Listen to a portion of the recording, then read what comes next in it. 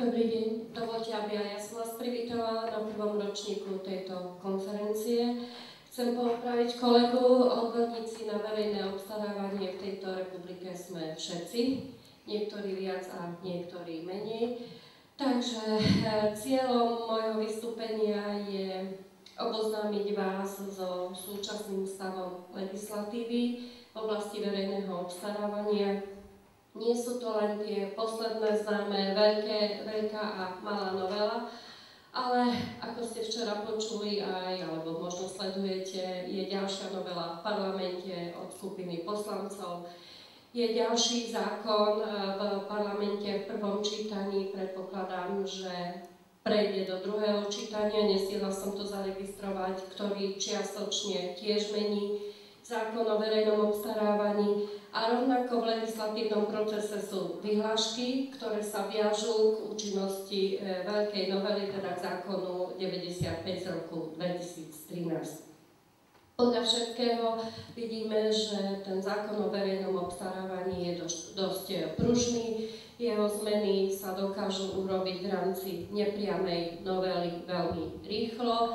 Dokážu sa urobiť aj malé novely veľmi rýchlo, účinnosti v každej z týchto novel, okrem tej malej novely, hlavne v tej veľkej novele 95 je rôzna a nevieme, čo prinesie prax, lebo všetky ustanovenia alebo tie hlavné ustanovenia zákona 95 sú účinné od 1. júla 2013 a potom neskôr 2014, potom máme niektoré aj septembrové a niektoré možno vzhľadom na technické problémy alebo problémy iného legislatívneho charakteru budú posunuté až na neskôr. Nebudeme prechádzať každým jedným ustanovením, ktorému došlo k zmene alebo k úprave. Oboznámim vás so základnými zmenami, základnými novými inštitútami, ktoré zaviedla hlavne veľká novela zákona o verejnom obstarávaní, teda zákon 95 z roku 2013. Už teraz vidím, že sa mi dostala jedna chyba, ktorá hovorí o tom, že niektoré ustanovenia z novely 95 sú platné dňom jej vyhlásenia v zbierke, teda 23.4.2001.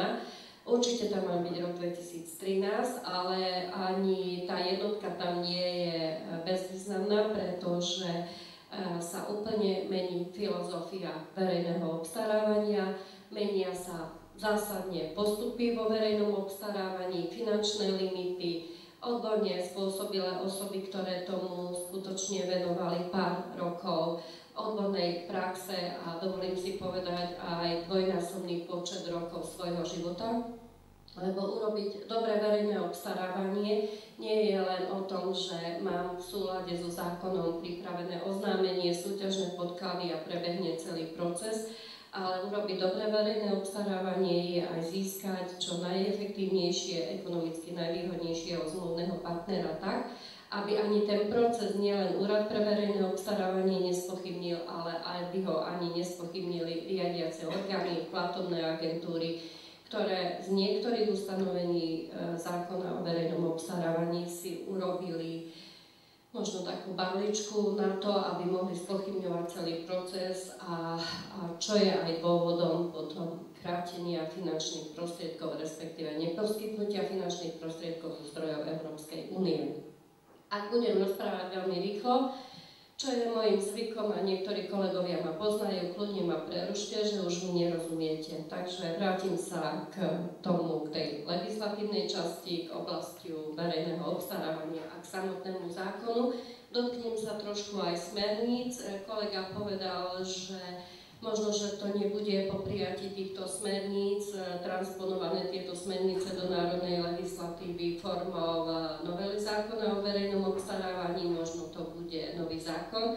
Túto informáciu má od tvorcov a predkladateľov zákona o verejnom obstarávaní. V tejto chvíli skutočne nikto nevie, ako to bude. Ten proces v Európskej únii zrejme vám viac priblížia kolegovia, ale z praxe viem, že tie zmeny a tie stanoviská členských štátov prebiehajú zo dňa na deň a zo dňa na deň sú skoro rovnaké. Takže predpoklad je, myslím, že august alebo september schválenia týchto smerníc, ale ako rýchlo sa rozbehla táto akcia v Bruseli, tak teraz ako si, nechcem povedať, že to stojí, ale v rámci tých legislatívnych procesov v Bruseli je to trošičku ešte ťažšie, ako je to v rámci legislatívneho procesu u nás. Takže môžeme ísť priamo na zákon. Ja mám pripravené aj všeobecné časti, čo je to zákon o verejnom obstarávaní, že definuje postupy, definuje osoby, ktoré sú povinné postupovať podľa tohto zákona, definuje povinnosti využívania elektronickej aukcie a teda, že novela 28 a novela zákon 95 upravili ďalšie okruhy procesu verejného obstarávania, ktoré vám budem deklarovať. Myslím si, že zákon som tu neopísala, nemá význam, všetci vieme čítať zákon. Niektorí inak, niektorí tak, ako je to napísané, niektorí čítajú zákon, ako to myslel predkladateľ a zákonodárca, ale v každom prípade zákon platí pre všetkých, či už je dobrý, zlý, taký, s dierami, bez dier, medzi riadkami čítajúc a podobné veci. Mám tu kolegyne aj z práce, teda bývalé kolegyne, aj kolegyne, ktoré sú odborne spôsobilé osoby a ktoré už skutočne roky pracujú vo verejnom obstarávaní a začínali sme s týmto prvým zákonom o verejnom obstarávaní práve na týchto miestach, keď sme absolvovali školenie a skúšky odbornej spôsobilosti aj ako školiteľov zákona o verejnom obstarávaní, tak trošku takáto spomienka. A chcem vám povedať, že celkom prvý zákon mal 27 paragrafov, Daši, 27? No a potom sme ho zjednodušovali a logickým prístupom sme dospeli až ku takejto verzii v tej chvíli platnej a účinnej zákona o verejnom obstarávaní, ktorý má 150, myslím si, že 159 paragrafov. Posledná novela urobila z toho skutočne veľký zákon, počet paragrafov v rámci novely sa nemenil, ale písmenok jednotlivých paragrafov a ich rozsah určite dosiahol, myslím si, keby sme tu na paragrafy išli až dvojnásobok. Takže bola to veľmi veľká novela. Nedá sa odtrhnúť zákon 28 a zákon 95 a deklarovať vám len, čo priniesol zákon 28, 95, lebo paradoxne 95 sa už menili niektoré ustanovenia zo zákona 28, teda už veľká novela upravovala aj malú novelu a doplňovala teda a upravovala pôvodný zákon 25, ktorý k dnešnému dňu má 20 noviel. Chcem vám ešte povedať, že prečo sa to stalo, že bola malá a veľká novela, alebo rýchla a veľká novela, každý tomu dával iné meno, alebo inak ho nazývali a prezývali pre zjednodušenie. V podstate cieľom novely zákona, teda 28, bolo okamžite zrýchliť čerpanie eurofondov, zabrániť nadmernému podávaniu námietok a tým ten proces predĺžovať umelo, zámerne, nezámerne, opodstatnenie alebo neopodstatnenie, to už je jedno, ale toto bolo cieľom malej novely. Problém bol trošičku technického charakteru, keď do parlamentu išla novela ako taká, ako celá veľká a vzhľadom na túto skutočnosť vybrala sa časť tejto novely, viažúca sa hlavne k revíznym postupom, možnosti preukazovania podmienok účasti čestným vyhlásením a ešte úpravou paragrafu 26 osobného postavenia. Táto časť sa zo zákona vybrala, doplnila sa ešte o možnosť využitia ex ante kontroly a urobila sa z nej rýchla malá novela. Následne na to išla do parlamentu veľká novela mala v procese okolo 150 alebo 200 pripomienok v rámci poslaneckej iniciatívy. Hlavne to bolo, tieto úpravy sa viazali k zosúladeniu 28 s celým zákonom 25 a to veľkou novelou. A tak sa stalo, že aj táto veľká novela 95 má niektoré technické nedostatky, respektíve 28, ktorá svojou nedokonalosťou v rámci toho, že bola vytrhnutá z kontextu, nedokázala zabezpečiť legislatívne niektoré úkony a preto sú v tomto čase až do 1.7. nejaké problémy pri zabezpečovaní a realizácii postupu zadávania zákazky podprahovým teda postupom, na ktoré sa časť vzťahuje a časť nevzťahuje niektoré ustanovenia celého zákona. Takže toto len k ozrejmeniu, že prečo bola malá novela, veľká novela a čo sa ďalej chystá. Takže toto je v tej chvíli. Takže môžeme ísť postupne na jednotlivé ustanovenia.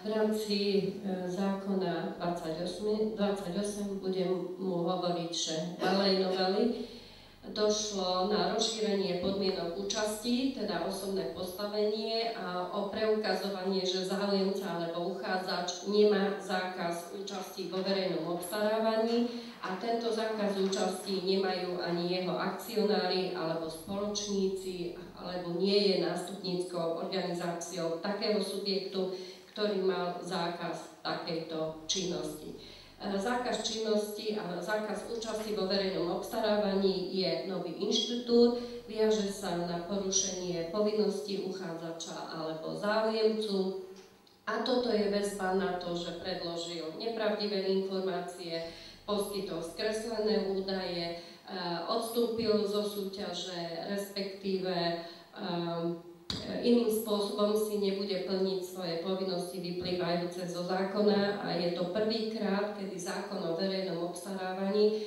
postihuje sankciami nielen finančnými, teda pokutou, ale aj zákazom účasti vo verejnom obstarávaní záujemcov, uchádzačov alebo už priamo dodávateľov, ktorí boli vybraní na základe tohto verejného obstarávania. Takže v rámci paragrafu 26 došlo k rozšíreniu podmienky účasti o to, že teda ten záujemca alebo uchádzač nemal zákaz účasti vo verejnom obstarávaní ani jeho akcionári, spoločníci a je tam určené percento podielu týchto spoločností, u ktorých sa to skúma. Toto sa nepreukazuje v tomto čase žiadnym dokladom, preukazuje sa to čestným vyhlásením. V rámci 28 ešte úrad vydával takýto doklad, že uchádzač alebo záujemca nemá zákaz účasti po verejnom obstarávaní a to sa hneď 95 vyriešilo inak, že sa dáva len čestné vyhlásenie, že tí jeho akcionári takýto zákaz nemali. V rámci 28 malej novely sa umožnilo preukazovať podmienky účasti predložením čestného vyhlásenia, že teda splňajú všetky podmienky účasti, viažúce sa nielen k osobnému postaveniu, ale aj k technickej spôsobilosti, ekonomickému a finančnému postaveniu. Trošičku s preukazovaním čestného vyhlásenia je problém a je to vo väzbe na uzatváranie zmluvy, kde pred uzavretím zmluvy sú povinní, alebo je povinný uchádzač, ktorý preukazoval splnenie podmienok účasti a ktorý sa umiestnil na prvom mieste. Podľa zákona 95 prvý traja predložiť doklady, ktoré preukazujú splnenie podmienok účasti a ktorými tieto podmienky účasti preukazoval čestným vyhlásením. Trošičku problém nastal v praxi, že ku ktorému dňu tieto doklady by mali byť vystavené, ale v rámci panelovej diskusie sa k tomu vieme vrátiť. Ďalším problémom v rámci čestného vyhlásenia nastalo, a ešte to bude do 1.7., či pri podprahovej zákazke je možné preukazovať čestným vyhlásením splnenie podmienok účasti, keďže zákon v rámci 99, ktorý hovorí o podprahových zákazkách alebo postupe podprahovým zadávaním zákaziek, hovorí, že sa naň vzťahujú ustanovenia alebo časti, alebo prvá časť zákona a prvá časť zákona nerieši vlastne ustanovenie, ktoré sa viaže k čestnému vyhláseniu. Aj metodické usmernenia z úradu sú také, že v rámci podprahovej zákazky nie je možné vyžadovať alebo umožniť predloženie dokladov preukazujúcich splnenie podmienok účasti čestným vyhlásením. Môžeme o tom debatovať, že či to mala byť možnosť, či to nemala byť možnosť, či to nie je zúžený okruh alebo zúžené oprávnenie a niekto sa tým nediskriminuje. Nechávam to na vás. Skutočne sú 2 alebo 3 metodické usmernenia úradu, také, že v rámci podprahovej zákazky, ktorá ešte teoreticky bude možné ju využiť do 1.7., nie je možné preukazovať čestným vyhlásením splnenie podmienok účasti. Druhý okruh problémov zazniel v tom, že keď bola dvojkolový postup verejného obstarávania, teda užšia súťaž alebo rokovacie konanie so zverejnením, či tieto čestné vyhlásenia mohlo sa aplikovať aj na výber obmedzeného počtu záujemcov, ktorí budú vyzvaní na predloženie ponuky. Odpoveď je, že nie, aj keď sú to niektoré doklady a dokumenty totožné. Čestným vyhlásením sa môže preukazovať podľa platného zákona len podmienky účasti a nie informácie alebo údaje ako návrh na plnenie kritéria, ktoré je určené za účelom výberu obmedzeného počtu záujemcov. Rozumieme si? Hej, môžeme ďalej? Stíhame. Dobre. Takže toto je k tým čestným vyhláseniam. Ďalej 28. rozšírili dôvody prepadnutia zábezpeky. Zábezpeka je inštitút starý a známy. Je to zloženie finančných prostriedkov alebo zloženie finančných prostriedkov bankovou zárukou na zabezpečenie ponuky. Táto zábezpeka je určená v zákone, jej maximálna hranica, teda výška v percentách aj v číslach, aj dôvody prepadnutia, keď teda sa odstúpi od zmluvy a rozšírilo sa aj dôvod prepadnutia zábezpeky o skutočnosti, keď predloží, myslím, že neplatné doklady alebo nejaké iné dôvody. Faktom je, že došlo k rozšíreniu dôvodov, kedy zábezpeka prepadne a myslím si, že aj výška zábezpeky je upravená inak. Dôležitým faktorom alebo inštitútom zavedeným malou novelou je nová forma predkladania ponúk, a to v 2 osobitne oddelených častiach, a to ako časť ostatné, označených obálka ako časť ostatné a časť kritéria. Otvára sa v prvom rade obálka ostatné, v ktorom sú doklady a dokumenty preukazujúce splnenie podmienok účasti, a v druhej časti je návrh na plnenie, teda návrh na kritéria, ktoré sú predmetom vyhodnocovania. Rozdelenie do 2 častí má 2 účely, alebo čo sa tým sleduje. Rovnako paralelne ide rozdelenie alebo kumulácia námietok, ktoré sa sústreďujú do jedného námietkového konania, ktoré sa končí alebo ktoré sa viaže k otváraniu obálok ostatné a vysporiadaniu sa so všetkými úkonmi, ktoré sa ku tomu viažu. To znamená vysvetľovanie súťažných podkladov, vylúčovanie záujemcov, respektíve uchádzačov z titulu nesplnenia podmienok účasti alebo nedoručenia vysvetlenia a doplnenia dokladov preukazujúcich splnenie podmienok účasti.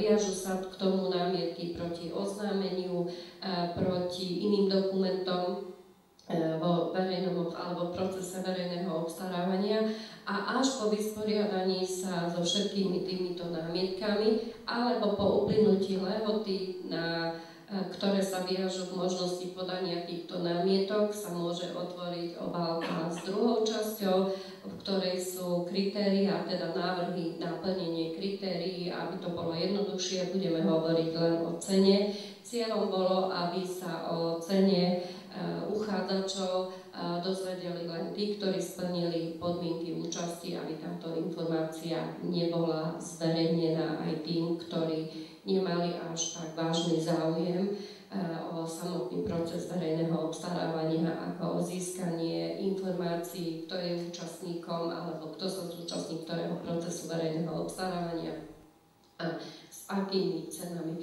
Nebudem tu hovoriť o nekalých praktikách, ktoré sa na základe týchto informácií údajne v procese verejného obstarávania uskutočňovali.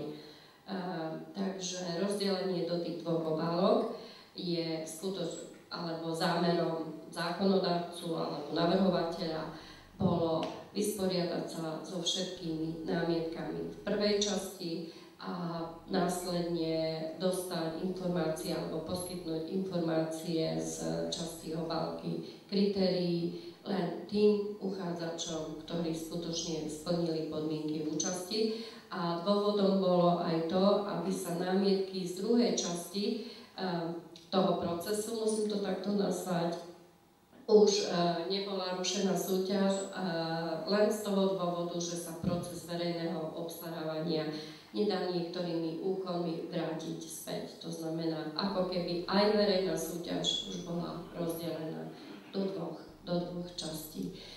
Zúčastnila som sa jedného rokovania s nejakými bruselskými partnermi v rámci Jasper a tam chválili, že teda konečne aj my už máme dvojité otváranie obálok alebo dve obálky, toto ja už neviem vám po slovensky povedať, ale tam bolo slovičko ale, povedal, že to, čo ma najviac vytáčalo v Bulharsku, už dlhšie majú 3 obálky, tak som povedala, že my máme tú krízu, nám stačí 2 a je to.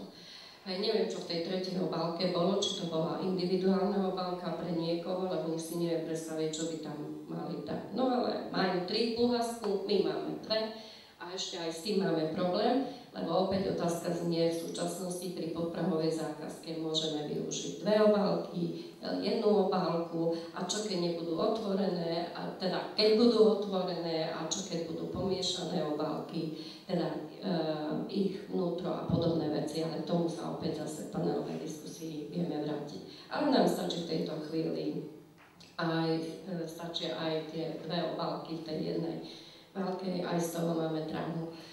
Takže ďalšia časť je, jednoznačne sa deklarovalo, nechcem to povedať, neverejnosť otvárania ponúk pri elektronickej aukcii. Zákonodárca mal za to, že to jednoznačnejšie vysvetlil, že keď je elektronická aukcia, obálky s ponukami ani s časťou kritéria sa neotvárajú.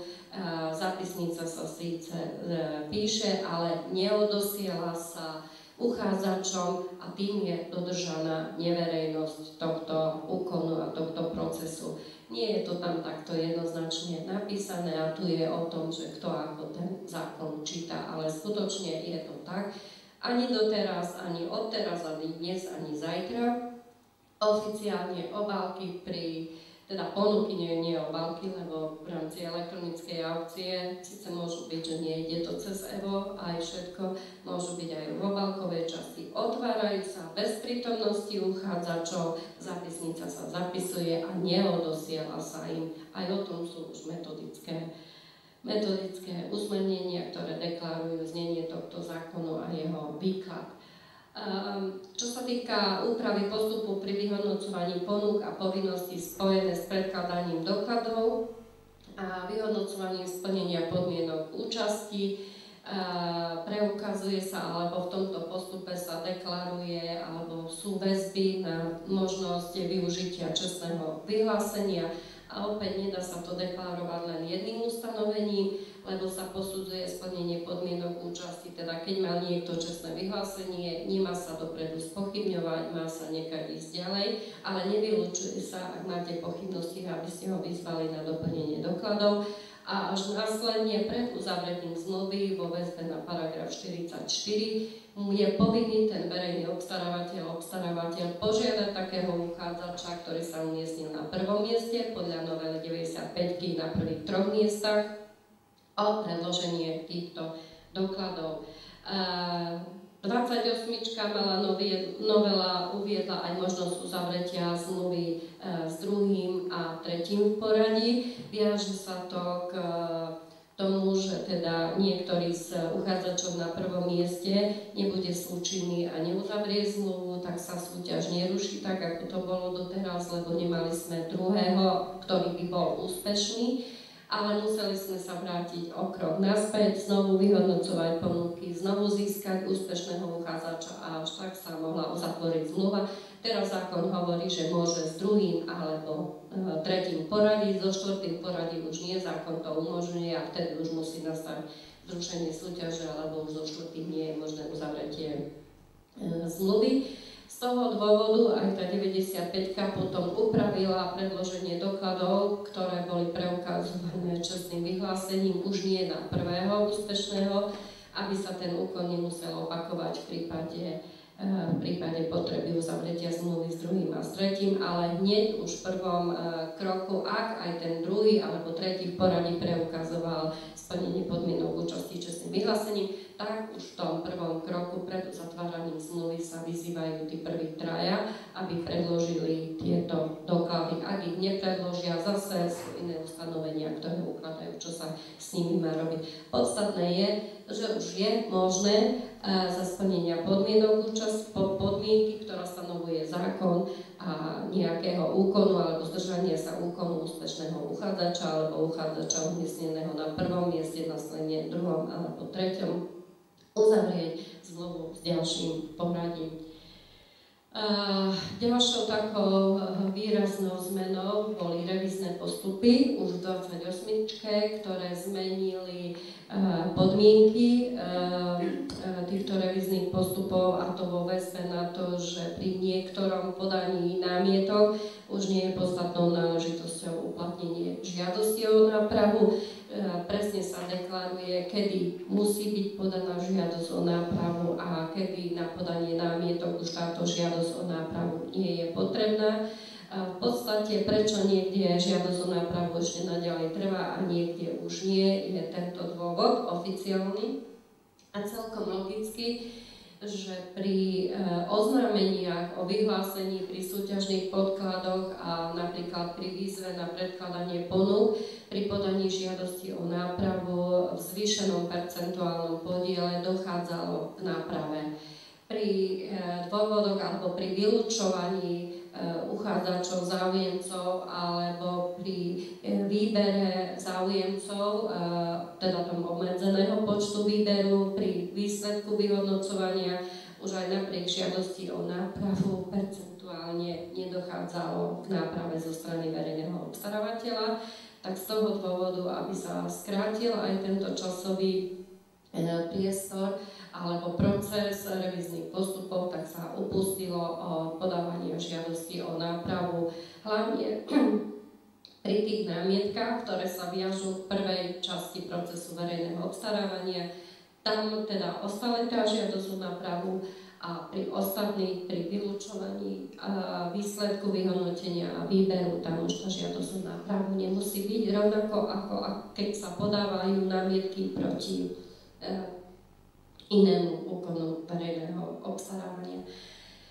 S tým chcem spomenúť aj jeden nový inštitút, a to je, že sám verejný obstarávateľ pri podaní námietok môže zjednať nápravu, hlavne v tej druhej časti, a sám vybaviť námietku, pokiaľ úrad o tom nerozhodne. Takže na jednej časti sa upustilo od žiadosti o nápravu v niektorých námietkach a v druhej časti sa hovorí, že pri podaní námietok sám môže zjednať nápravu. Zaviedlo sa kaucie, ku kauciám niečo. Kaucie boli upravené, rozšírili sa opäť dôvody prepadnutia kaucie, kedy prepadne kaucia hlavne pri späťvzatí námietky, čo doteraz nebolo. Hoci kto, teda oprávnený okruh osôb podal námietky a pred vydaním rozhodnutia sa stalo, že námietka majetky zobral späť a kaucia sa mu v celej výške vrátila. Teraz 35% myslím. Kaucie prepadne prospech štátu. Mení sa aj výška kaucie a to vo väzbe podľa 95 na možnosť odvolania voči rozhodnutiu úradu. Kaucia sa v jednej časti znižuje a zvyšuje sa kaucia pri podaní odvolania proti rozhodnutiu o námietkách, ktoré bude zabezpečovať rada, ktorá bude menovaná od 1. augusta, myslím, alebo od 1. augusta? Tak, od 1. augusta. Tak to je niečo o kaucii. Niečo o novom inštitúte v malej novele je to ex ante kontrola. Je to kontrola ani nie pred uzavretím zmluvy, ani po uzavretí zmluvy, ale pred samotným vyhlásením postupu zadávania zákazky, kedy dokumenty, ktoré sa viažú k vyhláseniu, to znamená súťažné podklady, oznámenie a výzvu na predkladanie ponúk, môže si verejný obstarávateľ, podotýkam len verejný obstarávateľ, len pri nadlimitných zákazkách a len pri takých zákazkách, kde je financované, čo je len šťastie z fondov Európskej únie, požiadať úrad o vykonaní ex ante kontroly. Úrad takúto kontrolu vykoná do 30 dní. Napíše tzv. Nie je tam záznam, nie je tam protokol, len myslím, že oznámenie o výsledku, oznámenie, v ktorom bude deklarovať, či tieto dokumenty sú v súlade so zákonom o verejnom obstarávaní alebo nie sú, pričom do špecifikácie predmetu zákazky, do jeho definovaniu vôbec úrad nejde, bude len posudzovať lehoty, kritériá, či má súťažné podklady, či majú náležitosti tak, ako stanovuje zákon. Žiadne výhody alebo nevýhody oproti tomu, či bola vykonaná ex ante kontrola alebo nebola v rámci procesu verejného obstarávania v rámci revíznych postupov, nie sú upravené zákonom, ale predpokladá sa, že teda ak sa neodchýli od týchto dokumentov, nemali by byť osoby, ktoré využijú revízne postupy nejakým spôsobom úspešné. Ak by zase iné ustanovenie hovorí o tom, že ak by úrad rozhodol inak, ako bolo v tej, alebo ako bol výsledok časti ex ante kontroly, tak musí to rozhodnutie svoje odôvodniť. Viete dobre, že v nejakom bode sa vykonáva ex ante kontrola, v nejakom bode procesu verejného obstarávania sa rozhoduje o námietkach, medzi tým je nejaký časový faktor a mohli byť poskytnuté aj iné informácie, ktoré pri ex ante kontrole neboli známe, a ak je to dôvod na rozhodnutie, na iné rozhodnutie úradu, tak je to možné a nevylučuje sa. Takže toto je ex ante kontrola. Ešte jedna poznámka ku tomu. To oznámenie, že či má súlad so zákonom, alebo majú súlad tieto dokumenty so zákonom, alebo nie, alebo či nejaké informácie nie sú v súlade a mali by byť upravené. To sa zasiela len žiadateľovi, teda tomu verejnému obstarávateľovi, a následne po uzavretí zmluvy a po zverejnení tejto informácie o uzavretí zmluvy v danom procese, v ktorom prebehla aj teda ex ante kontrola, tak tento dokument bude zverejnený na webovej stránke úradu. Takže to je ex ante kontrola.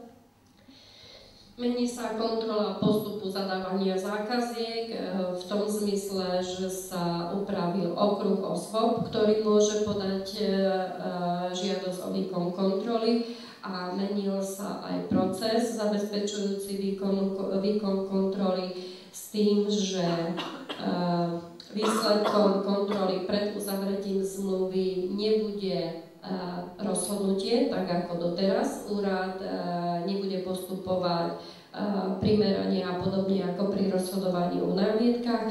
Pri zistenom porušení zákona tieto zistenia rovnako pred uzavretím zmluvy alebo po uzavretí zmluvy uvedie do dokumentu, ktorý sa volá protokol.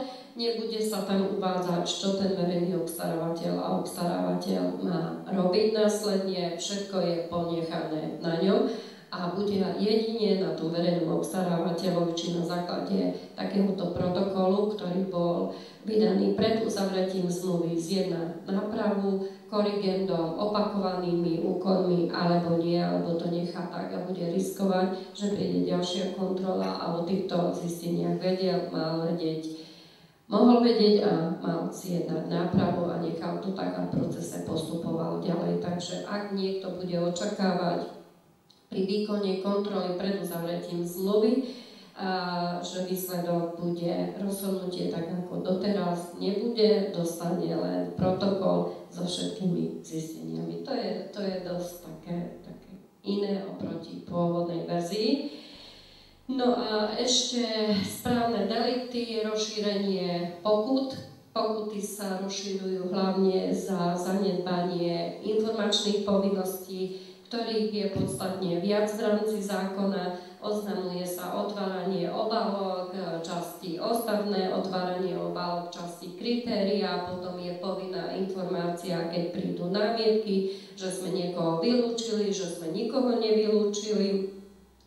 No, takže voči týmto informáciám alebo neposkytnutiu alebo neodoslaniu informácií úradu sa pokuty budú ukladať a rovnako, ako som už povedala, ukladajú sa aj pokuty aj záujemcovi, respektíve uchádzačovi alebo dodávateľovi, napríklad za to, že nenahlásil zmenu subdodávateľa. Takže môže dostať pokutu a zákaz účasti vo verejnom obstarávaní na rok alebo aj na 3 podľa toho, o aký správny delikt sa viaže. Doteraz nikdy tí uchádzači ani záujemcovia neboli postihovaní zo strany úradu pokutou alebo inou sankciou. To je 28. Teraz si rýchlo prebehneme 95. Rozšíril sa okruh zákaziek, na ktoré sa nebudú vzťahovať postupy zadávania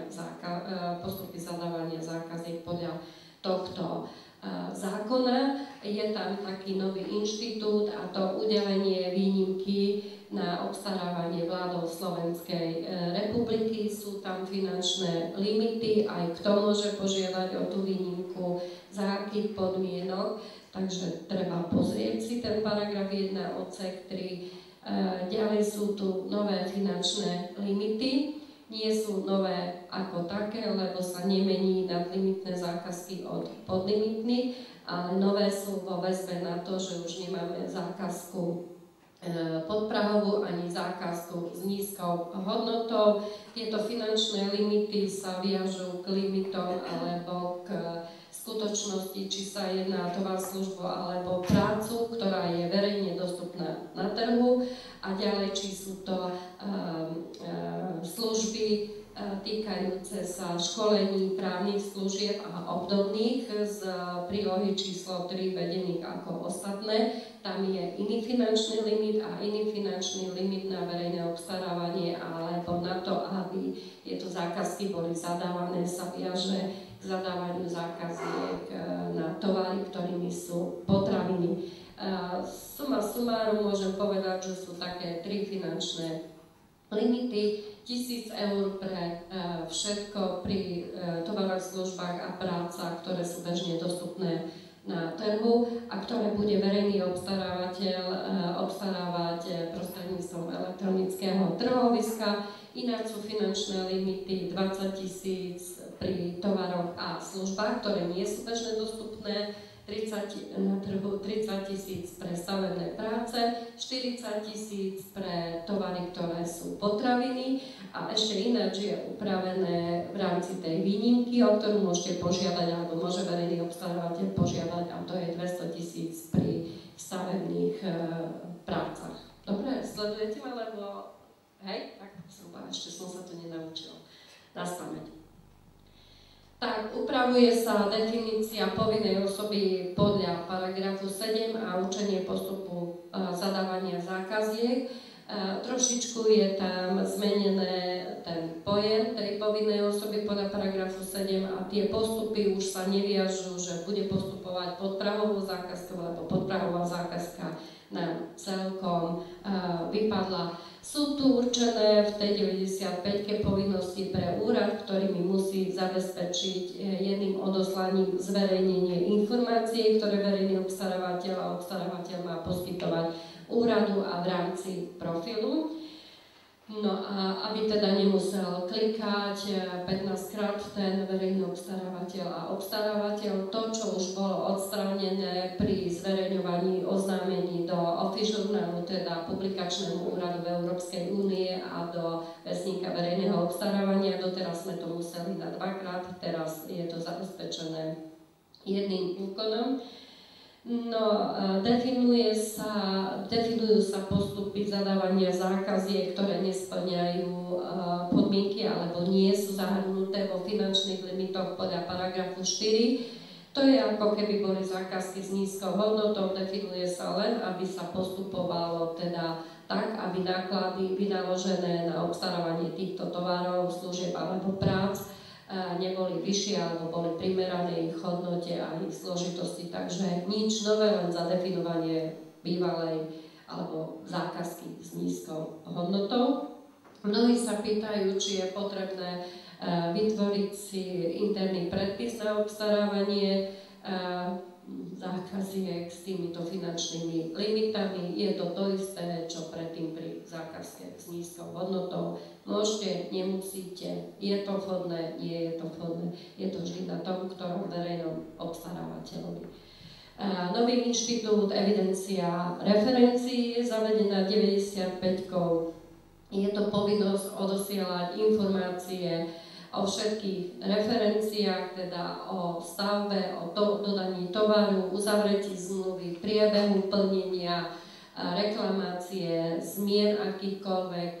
To znamená, že zlepší sa prostredie pre samotné referencie a ich zverejňovanie.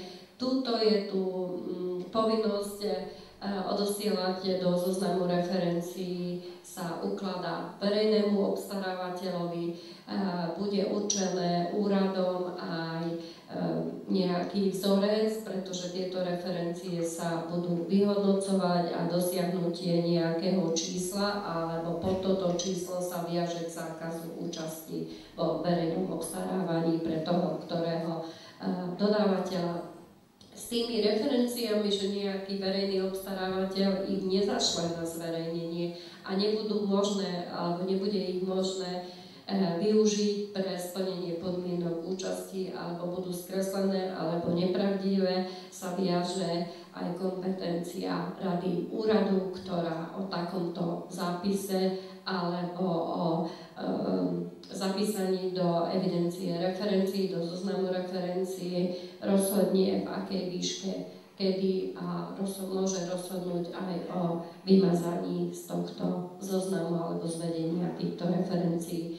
Plánuje sa, alebo tak je to nastavené, že od dňa, kedy už bude fungovať táto evidencia referencií, referencie od verejných obstarávateľov sa nebudú predkladať, ale bude to verejný obstarávateľ alebo obstarávateľ túto informáciu, nechcem nazvať to ťahať, ale elektronicky ťahať z tohto zoznamu alebo z tejto evidencie. Bude sa referencie preukazovať len také, alebo ten uchádzať záujemca, ktoré nie sú v tom zozname a ktoré má od iných ako od verejného obstarávateľa alebo obstarávateľa. Neviem si určite to bude fungovať a ten zoznam referencií je účinný, alebo toto ustanovenie až od 1.1.2014. Dobre? Takže trošičku neskôr. Opäť zase nesplnenie si povinnosti, oznámenia o týchto referencií, o priebehu plnenia, lebo tam nie je len o tom, že mi som uzavrel zmluvu s tým a tým dodávateľom na taký objem, ale viažú sa tam aj informácie aj o subdodávateľoch, informácie o reklamáciách, o navyšovaní ceny a informácie napríklad aj o zmeny termínov a podobné veci, takže za ktorékoľvek nesplnenie si takéto povinnosti, aj čo je len časti, je možné uložiť pokutu. Definuje sa v zákone, čo je tovar, stavebná práca a služba, ktorá je bežne dostupná na trhu. Táto definícia je trošičku mäkká. Hovorí sa o tom, že sú to také tovary, služby alebo práce, ktoré si nevyžadujú, neviem, či tam je pojem mimoriadnu, alebo vážnu, alebo ťažšiu úpravu, a hlavne, ktoré sú určené na bežnú spotrebu dennú, alebo taký pojem. Má sa na mysli napríklad tonery, kancelársky papier, nejaké pera, nábytok. Pri stavebných prácach je ťažko povedať, možno, že vymaľovanie meter štvorcového bielou farbou záleží od toho, ako sa to bude definovať. To znamená, je tento pojem určený a tento pojem sa spája aj s určením postupu zadávania týchto zákaziek, ktoré sa budú uskutočňovať cez elektronické trhovisko, inštitút, ktorý vedie Ministerstvo vnútra Slovenskej republiky. Rovnako je upravený aj nový inštitút alebo starý inštitút, Centrálna obstarávacia organizácia. Je úprava v tom, že pre verejných obstarávateľov uvedených v paragrafe 6a, myslím, že 6a, to sú orgány štátnej správy, tieto budú musieť obstarávať tovary, služby alebo práce, ktoré sú bežne dostupné na trhu, prostredníctvom centrálnej obstarávacej organizácie, ktorá v tomto prípade pre nich je Ministerstvo vnútra. Pokiaľ to budú iné tovary, môže sa centrálna obstarávacia organizácia alebo môže ňou byť verejný obstarávateľ, ktorýkoľvek iný, alebo ktorý má postavenie verejného obstarávateľa, alebo obstarávateľ, prostredníctvom ktorého alebo od ktorého bude možné tovary, služby alebo práce zabezpečovať.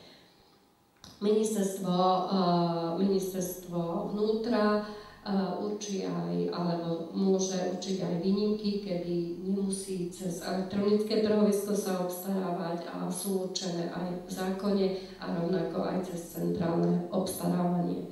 Takže toto je, môžem povedať, rozšírený okruh, alebo určená presne jedna centrálna obstarávacia organizácia, ktorá bude prostredníctvom ktorej budú musieť alebo sú povinné osoby, verejní obstarávateľia podľa paragrafu 6a obstarávať predmety, tovary, služby a práce.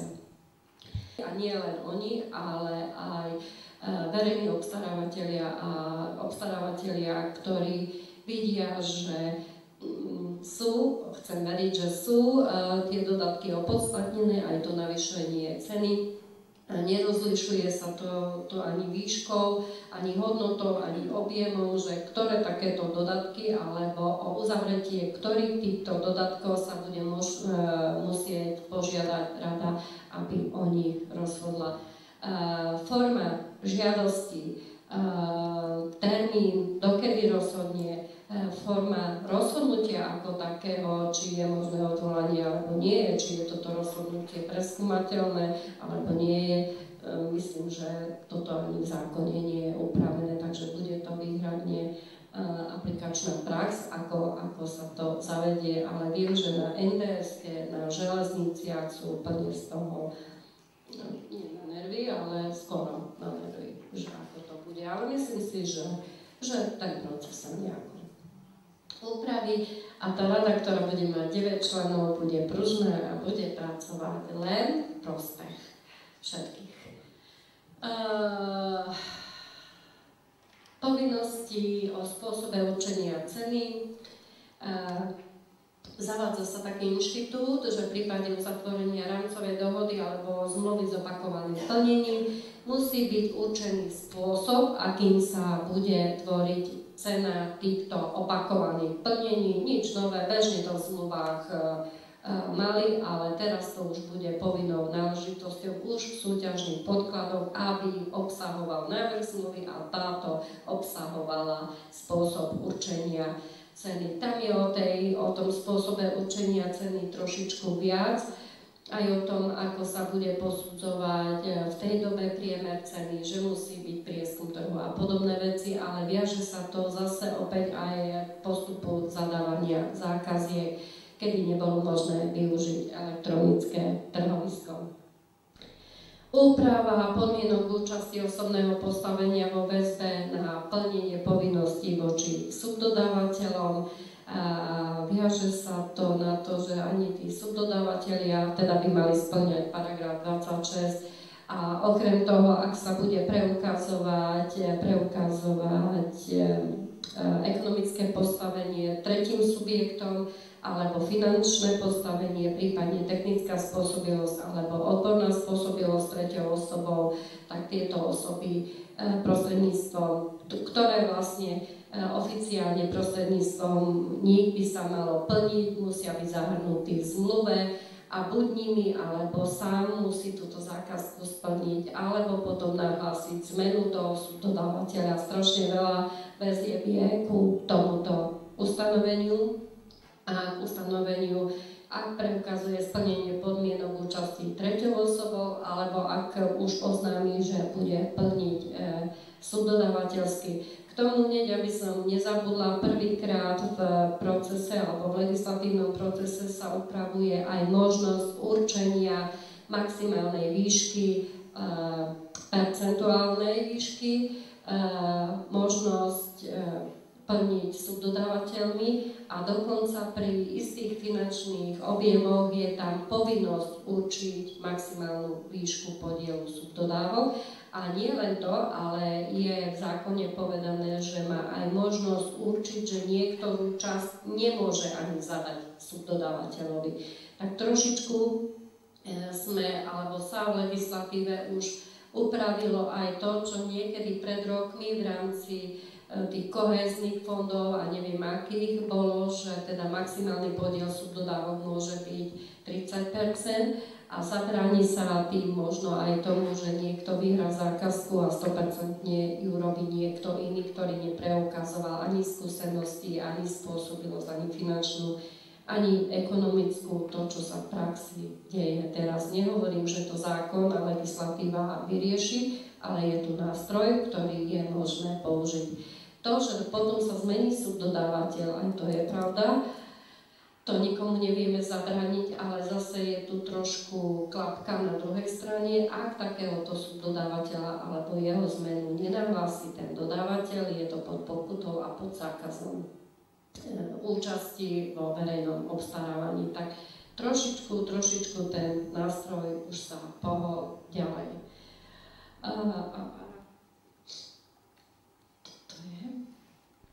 Nový spôsob opakovania, hej, a už tu niektoré veci z 28 sa prelínajú z 95. Čo sa týka nového spôsobu vyhodnocovania podmienok účasti, zoznam podnikateľov bude tieto informácie obsahovať, bude sa z nich ťahať a nemali by sa tieto spochybňovať a overovať, pretože sú účinné voči všetkým tretím osobám. Mám tu kolegyňu hlavne z Vesníka, z zoznamov, ktorá s tým má bohaté skúsenosti, tak potom vám aj pani inžinierka určite niečo o tom povie. Rozširuje sa obsah súťažných podkladov o návrh zmluvy a s odkazom na uplatnenie všeobecných zmluvných podmienok. Trošku tu nastal problém, že ak sa odkazuje na všeobecné zmluvné podmienky, tieto musia byť súčasťou súťažných podkladov. A keďže v mnohých prípadoch sa odvolávajú na červený a žltý FIDIC, nastal problém, či teda každému tieto všeobecné zmluvné podmienky žltého FIDICu, červeného, zelený je, jaký je biely, jaký ešte je, kde si stal tady. Takže či majú byť súčasťou alebo nie, na toto vám neodpoviem. Zákon hovorí, že áno a uvidíme, čo z toho vyjde. Umožňuje sa oprávnenie vyžadovať v rámci zmluvy záväzok umiestnenia prevádzky a rovnako zamestnania nezamestnaných. Malo by to byť primerané, čo je primerané pre mňa jeden nezamestnaný, pre niekoho 10, nie je povedané pri akom objeme. Tu bude taká citlivá vec, že či takáto požiadavka v rámci možností, ale neprimeranosti k predmetu zákazky je diskriminačná alebo nie je diskriminačná. Ozývali sa hlasy, ak to bude zmluvný partner zahraničný, či môžem deklarovať, že musí zamestnať nezamestnaných zo Slovenskej republiky, alebo nechcem povedať z Talianska napríklad, lebo nám je lauter jedno, keď si zamestná nezamestnaných v Taliansku, keď my potrebujeme riešiť naše problémy, ale pravdou je, že je možné vyžadovať umiestnenie prevádzky a prijatie alebo vytvorenie pracovných miest v rámci záväzku zmluvných podmienok v rámci zmluvy. Deklaruje sa výber kritérií, ktorý smeruje k ekonomicky najvýhodnejšiemu partnerovi, princíp nákladov životného cyklu, kde nemusí byť jedným z týchto kritérií samotná cena, ale môžu sa vyhodnocovať tie iné kritériá. Musím povedať, že toto nie je celkom nový inštitút, lebo obmedzenie v rámci kritérií v tomto prípade nebolo. Bolo vždy cena a kritéria iné, ktorými vieme vyhodnotiť a vybrať ekonomicky najvýhodnejšieho zmluvného partnera, a tam už mohol byť aj v predchádzajúcom ustanovení alebo predchádzajúcej legislatíve použitý tento model životného cyklu. Ale pokiaľ to nebolo presne povedané v zákone, všetci dobre vieme, tak do toho málo kto išiel, takže teraz už aj v zákone je, že ten životný cyklus ako kritérium sa nevylučuje. Okrem toho, ku kritériám preskočím niektoré ustanovenia a poviem, že môžu byť aj subjektívne kritériá, hlavne pri službách, ako sú právne služby, tlmočnícke služby a vzdelávanie, kde sa to viaže na osobné vlastnosti a osobný výkon samotného dodávateľa a poskytovateľa. A paradoxne pri takýchto zadávaniach zákazky pri právnych službách je možné vybrať si alebo uzavrieť zmluvu s ktorýmkoľvek z uchádzačov umiestnených na prvých 3 miestach, pokiaľ ich cena sa naozaj neodchyluje od tej najnižšej ceny o viac ako 20%. To je také špeciálne. A vtedy sa postupuje aj zadávaním rokovacie konanie so zverejnením alebo trošičku iný postup. Ale pri takýchto službách je teraz možnosť takto uzavrieť zmluvu. Prídeme na to, že ktoré ustanovenie je to, len keď už sme pri tých kritériách, tak môžu byť tými kritériami aj doklady alebo dokumenty, ktoré sa viažú k odbornej spôsobilosti, teda aj referencie, čo doteraz nebolo možné, a myslím, že táto úprava sa viaže len na podlimitné zákazky. Tak. Kontrolujte ma, lebo uvidím takedy.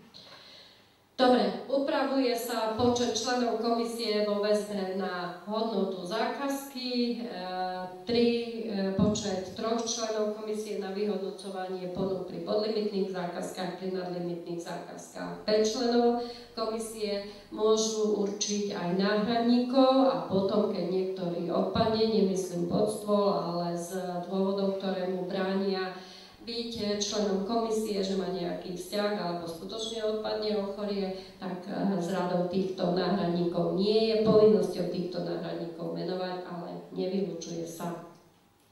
Upravuje sa termín otvárania časti ponuky kritéria, a to vo väzbe na deklarované skutočnosti, kedy tie uplynie tá lehota na podávanie námietok, alebo kedy už sa o tých námietkách rozhodne v tom prvom kole a až následne na to sa oznámi všetkým uchádzačom, teda, že sa otvárajú obálky s ponukami, teda s časťou kritéria. Neviem, jak sme na tom šťastnom. Keby sa dalo. Hej, tak. Ak niečo sa dá na panel nechať. Dobre, tak ešte vyhodnocuje sa z hľadiska splnenia podmienok a požiadaviek aj požiadaviek uvedených v súťažných podkladoch. Upravuje sa postup pri elektronickej aukcii. Podmienka, že elektronická aukcia a jej systém musí byť certifikovaný. Táto podmienka je účinná, myslím si, že od 1.7. Musíme mať už aj vyhlášku. Upravuje sa termín uzavretia zmluvy. Čo sa týka možnosti zrušenia súťaže, je to aj vtedy, keď predložili ponuku jeden alebo menej ako traja, môže sa zrušiť zmluva a pritom, keď ponuku predložil len jeden uchádzač, ak sa súťaž nezruší, musí sa to odôvodniť. Všetky informácie verejného obstarávateľa sa zverejňujú v jeho profile a profil má už aj uchádzač a záujemca, a to vo väzbe na elektronické trhovisko.